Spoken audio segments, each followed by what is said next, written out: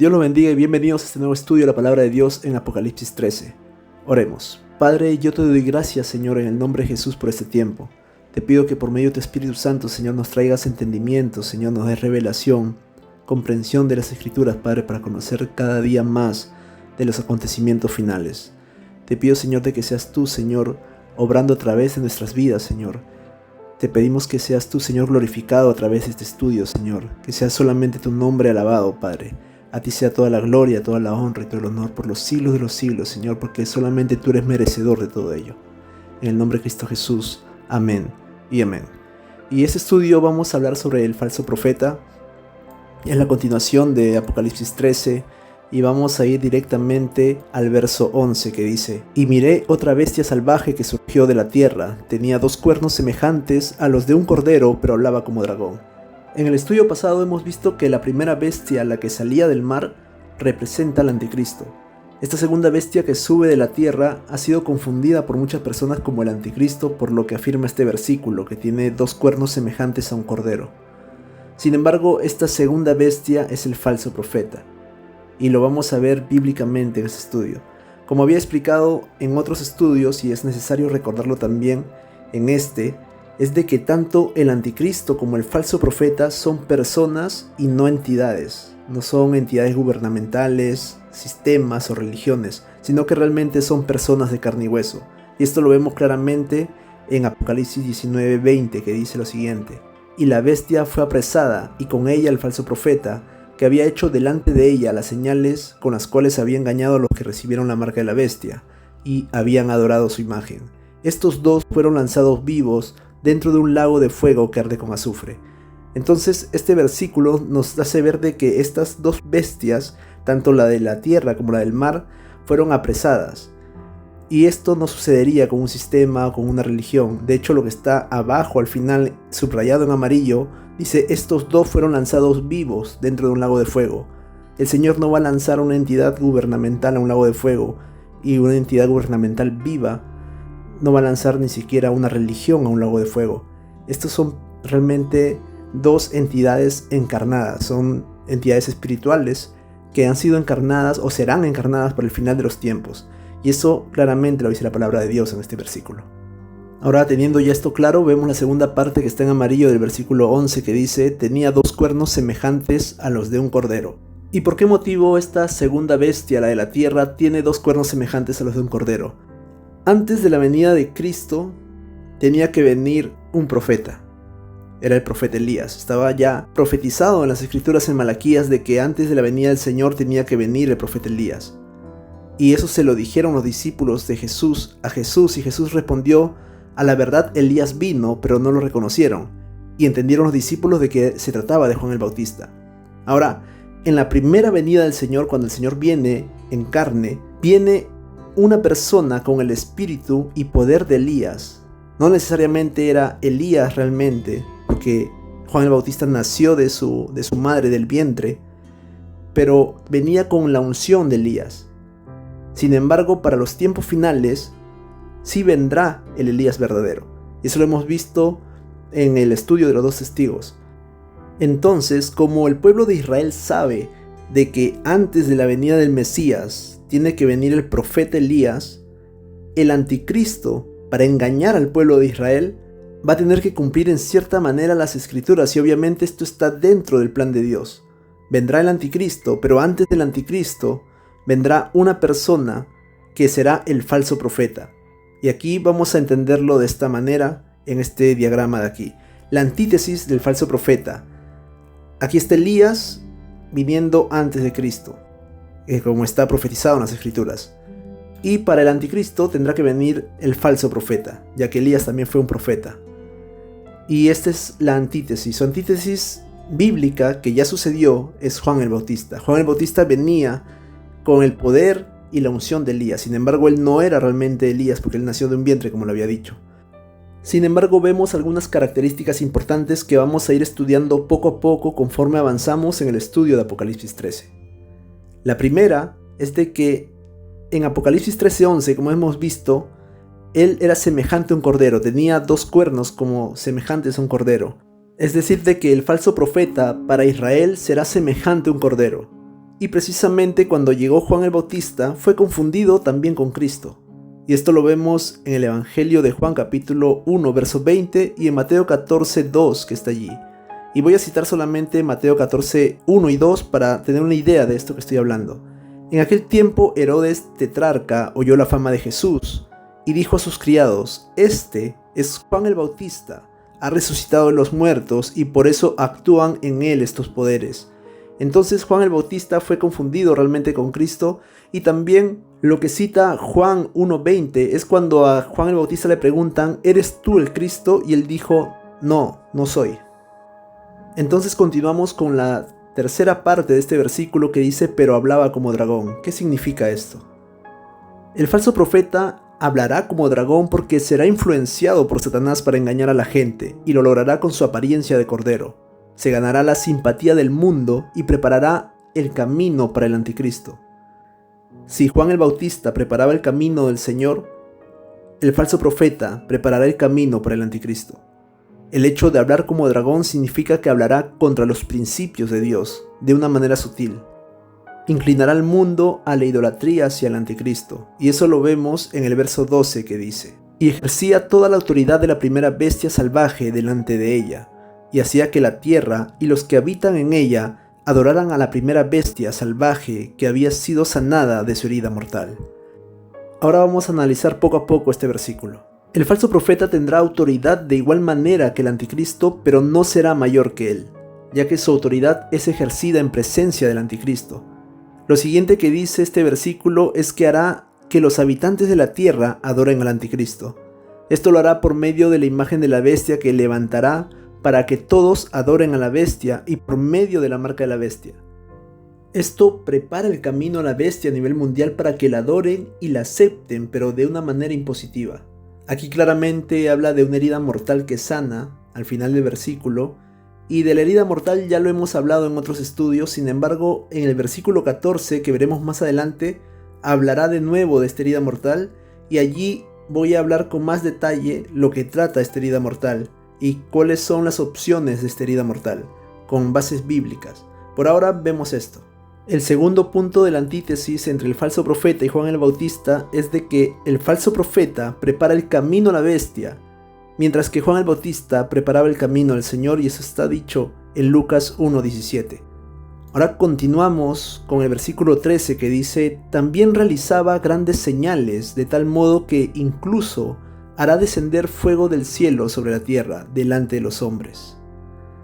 Y esto es algo muy importante. Esta señal es muy engañosa para el pueblo de Israel, ya que Israel espera aún al Mesías. Ellos no reconocen a Jesús como el Mesías, y cuando llegue el anticristo y el falso profeta, serán engañados en un primer momento. Y digo en un primer momento porque todo Israel será salvo. ¿Y por qué serán engañados? Israel sabe que antes que venga Cristo tendrá que venir Elías, y eso está basado en Malaquías 4:5 que dice lo siguiente: he aquí yo os envío al profeta Elías antes que venga el día del Señor, día grande y terrible. Entonces el pueblo de Israel espera al profeta Elías, como había mencionado anteriormente. Ellos preguntaron a Jesús que las escrituras hablaban de que antes tiene que venir Elías, refiriéndose a Malaquías 4:5, y Jesús les respondió como había dicho: a la verdad Elías vino, pero ustedes no lo reconocieron. Actualmente el pueblo de Israel no reconoce aún a Jesús. La mayoría del pueblo de Israel todavía no despierta porque no es su tiempo. Hay algunas excepciones como los judíos mesiánicos. Sin embargo, gran parte de Israel aún duerme. Y precisamente esta señal del falso profeta de hacer descender fuego del cielo es una señal que hizo el profeta Elías delante de los profetas de Baal. Esta señal será muy clara para el pueblo de Israel, ya que delante de ellos y del mundo entero está una persona que hace las señales de Elías. Entonces tenemos lo siguiente como tercer punto. En la antítesis vemos de que el falso profeta hace descender fuego del cielo, mientras que Juan el Bautista era el Elías que había de venir, como dice Mateo 11:14. Y ahora pasamos al siguiente versículo, el versículo 14, que dice lo siguiente: y seducirá a los habitantes de la tierra para que hagan una imagen de la bestia salvaje, la cual tenía la herida de espada y había vuelto a la vida. Luego de que la gente vea las señales que hace y cómo el anticristo fue sanado de su herida mortal, el falso profeta hará que la misma gente haga una imagen del anticristo para que le adoren. En cierta manera vemos de que ambas bestias están trazando un plan perfecto para que Israel caiga en el engaño. Ante Israel se está viendo a una persona que viene a traer paz, y ven también supuestamente al profeta Elías. Ante los gentiles que no creen en el Señor para aquel tiempo, las señales milagrosas que verán tanto en el anticristo, que sobrevive a una herida mortal, y esto lo vamos a ver con detalle en un momento, y a una persona que hace descender fuego del cielo, a mi parecer, como comentario personal, a mí me parece que realmente, literalmente, hace descender fuego del cielo. Entonces, es algo maravilloso y tiene que ser, a mi parecer, literalmente, porque así lo hizo Elías y así lo entiende el pueblo de Israel. Entonces, si esta persona hace descender fuego del cielo y los gentiles no creyentes ven todo esto, ellos, según la palabra de Dios, caerán en el engaño también y creerán a la mentira por haber rechazado la verdad. Entonces, en la antítesis del falso profeta tenemos el cuarto punto. El falso profeta llama al pueblo a la idolatría por medio de la imagen de la bestia y de la marca de la bestia para que adoren al anticristo, mientras que Juan el Bautista llamaba al pueblo al arrepentimiento, un contraste totalmente opuesto. Y ahora veamos el siguiente punto de este versículo que dije que mencionaremos con más detalle. Aquí en el versículo 14, lo que está subrayado allí en amarillo, dice que el anticristo tendrá una herida de espada. ¿Y qué significa una herida de espada para la Biblia? Aunque se pueda tomar de manera literal de que el anticristo tendría una herida de espada, la espada también significa guerra en la Biblia, y esto lo vemos en el libro de Jueces, capítulo 7, verso 14, que dice lo siguiente: y su compañero respondió y dijo: esto no es otra cosa sino la espada de Gedeón, hijo de Joás, varón de Israel. Dios ha entregado en sus manos a los madianitas con todo el campamento. Entonces vemos de que en este versículo la espada de Gedeón simbolizaba la guerra que haría Gedeón a los madianitas. Y esa expresión la encontramos también en este mismo capítulo en el versículo 20, que dice lo siguiente: cuando las tres compañías tocaron las trompetas, rompieron los cántaros, y sosteniendo las antorchas en la mano izquierda y las trompetas en la mano derecha para tocarlas, gritaron: la espada del Señor y de Gedeón. Y esto simbolizaba que la guerra era de parte del Señor y de parte de Gedeón. Entonces, cuando la Biblia te dice que es por espada, también te está refiriendo figurativamente que es por guerra.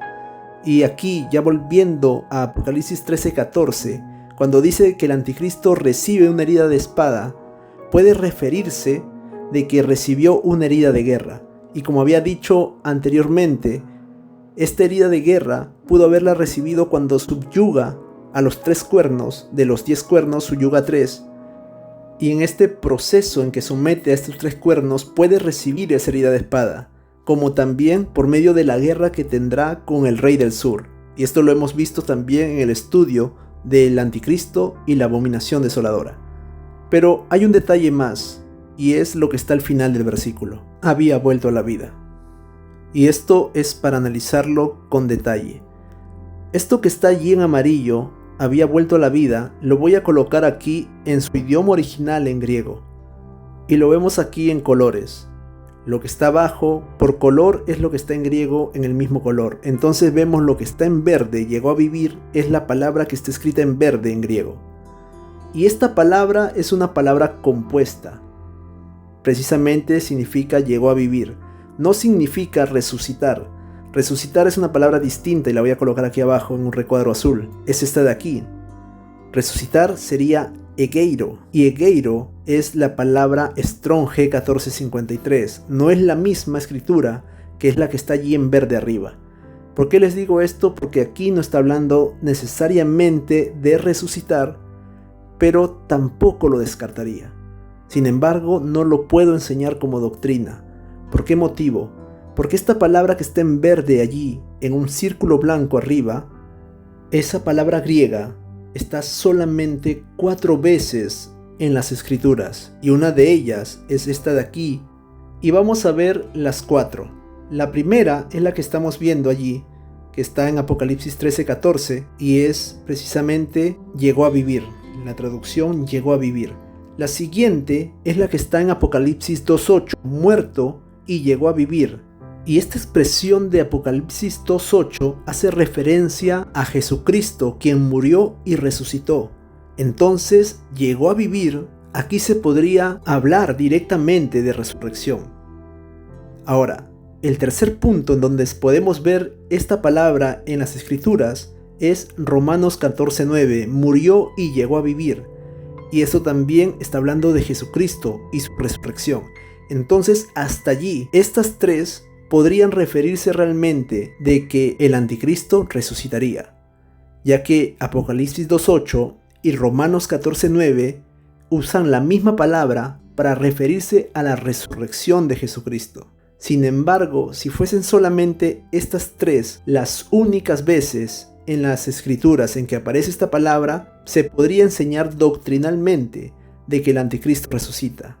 Lamentablemente, existe una vez en las Escrituras en donde se usa esta misma palabra para no hablar de resurrección, y eso cerraría la posibilidad de que sea 100% doctrinal. Sin embargo, no se descartaría tampoco.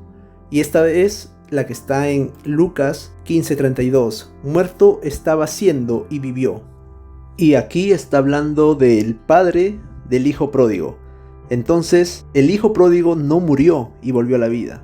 Es el único versículo de estos 4 que aparece esta palabra en donde habla figurativamente de que vuelve a la vida. De que para el padre, su hijo había muerto, pero volvió a vivir. Tal vez en un sentido espiritual de que estaba perdido, pero entró en razón, como dice Lucas 15 cuando habla de la parábola del hijo pródigo. O también de que literalmente para el padre él pensaba de que había muerto, pero al verlo regresar, para él es como que volvió a la vida.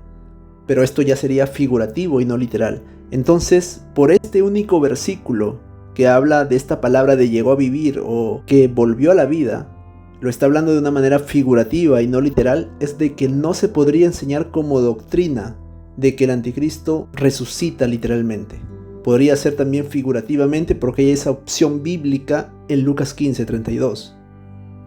Pero pongámonos en la suposición de que realmente el anticristo muere y resucita. Esto sería aún mayor el engaño para Israel, porque también en las Escrituras está de que el Cristo tendría que padecer y morir y luego resucitar al tercer día. Entonces, si esto realmente sucede con el anticristo y pongámonos en esa situación de que realmente resucita, literalmente, y sumado a que esté el falso profeta con la señal de Elías descendiendo fuego del cielo, sería realmente un gran engaño para Israel. Sería catastrófico. ¿Podría ser? Sí, yo no lo descarto, pero no lo puedo enseñar como doctrina, por este versículo de Lucas 15:32. Sin embargo, es probable, sí es probable. Solo me imagino por un instante de que esto realmente sea literal, y de que realmente resucite. Israel va a ser cuidado por Dios para no caer en el engaño. Y saben lo que, en lo personal, si sucedería esto de que fuera literal, lo que permitiría a Israel guardarse de este engaño y no caer en este engaño es la idolatría. La idolatría a su imagen y la idolatría a ponerse una marca de la bestia como reverencia a un hombre que se hace llamar Dios, porque para ellos el hombre, en su doctrina del pueblo de Israel, ningún hombre puede ser Dios. Sin embargo, al final de los tiempos, el velo que tienen en sus ojos se les quitará y reconocerán que Jesucristo es el Señor, pero no van a reconocer al anticristo. Y me parece que sería a causa de la idolatría de la imagen de la bestia. Entonces vamos a continuar con este versículo 15 que dice lo siguiente: también le fue permitido dar aliento a la imagen de la bestia salvaje y hará que den muerte a todos los que no adoran a la imagen de la bestia salvaje. Aquí está hablando ya de el falso profeta.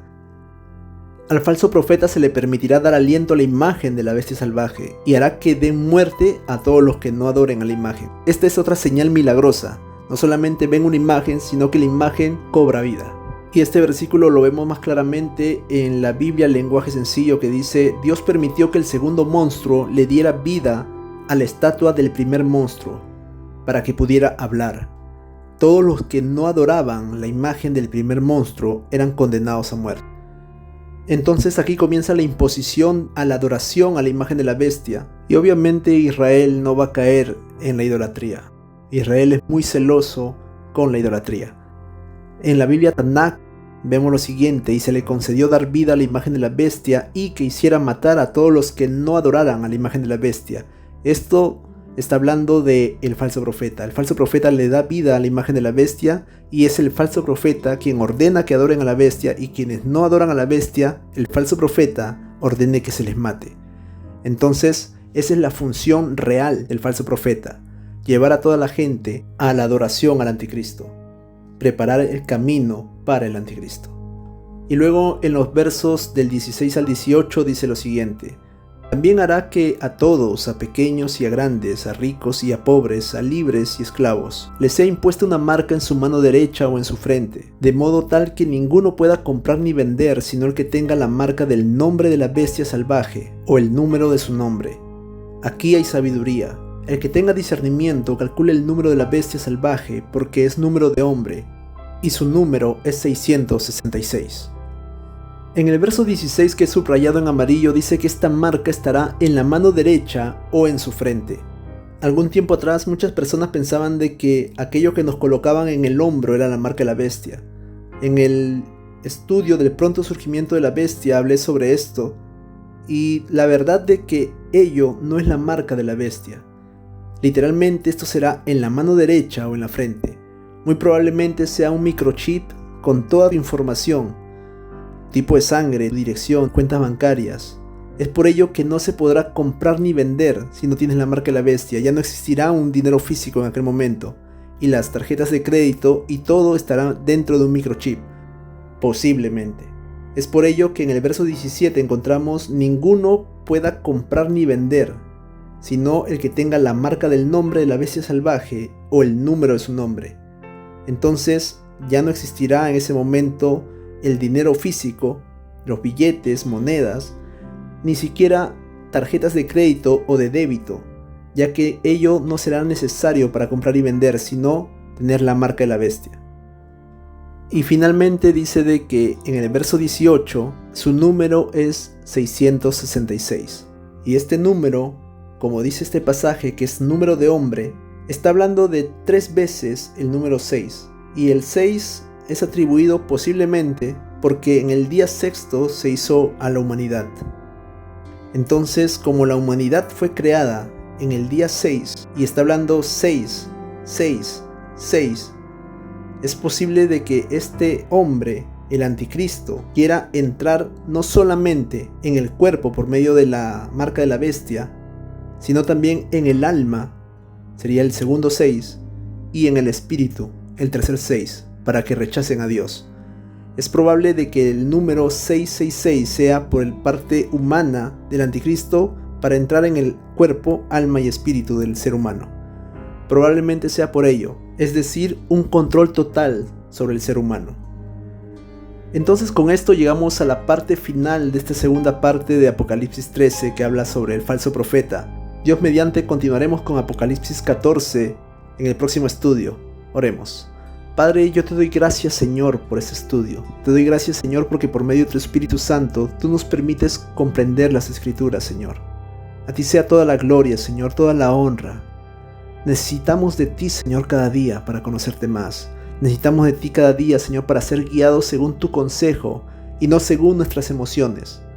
Te pido en el nombre de Jesús que tú tomes el control de nuestras vidas. Seas tú, Señor, nuestro Señor en cuerpo, alma y espíritu. Tú nos marcaste, Señor, con tu Espíritu Santo. Cuando creímos en ti fuimos sellados, Señor, para salvación. Y sabemos de que tú estás con nosotros todos los días, Señor. Aún en los tiempos de dificultad, aún en los tiempos de escasez, aún en los tiempos de enfermedad, Señor. Tú sigues siendo Señor y tú sigues siendo nuestro Dios. Aunque todo caiga alrededor nuestro, tu mano derecha nos sostiene y tú no nos dejas caer. En ti, Señor, estamos en pie.